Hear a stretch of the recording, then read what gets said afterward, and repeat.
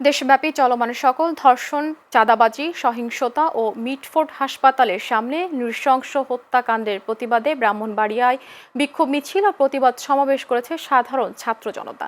দুপুরে এই উপলক্ষে ব্রাহ্মণবাড়িয়া সরকারি কলেজ থেকে একটি বিক্ষোভ মিছিল বের করা হয়। এদিকে রাজধানীর মিটফোর্ডে নৃশংস হত্যা ও সারা দেশে চাঁদাবাজির প্রতিবাদে সিরাজগঞ্জে বিক্ষোভ মিছিল করেছেন সাধারণ শিক্ষার্থীরা। শনিবার সকালে সিরাজগঞ্জ সরকারি কলেজে সাধারণ শিক্ষার্থীদের অংশগ্রহণে বিক্ষোভ মিছিল অনুষ্ঠিত হয়। অন্যদিকে রাজধানীর মিরপুরে মিটফোর্ডে হত্যার প্রতিবাদে ও চাঁদাবাজ সন্ত্রাসীদের গ্রেফতার করে শাস্তির দাবিতে ঠাকুরগাঁয়ে বিক্ষোভ মিছিল ও প্রতিবাদ অনুষ্ঠিত হয়েছে।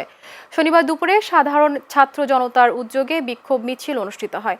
এছাড়াও রাজধানীতে মিটফোর্ড হাসপাতালের সামনে প্রকাশ্যে ব্যবসায়ীকে নির্মমভাবে হত্যাকাণ্ডের ঘটনায় জড়িতদের শাস্তির দাবিতে মুন্সিগঞ্জে বিক্ষোভ করেছে সাধারণ ছাত্র জনতা।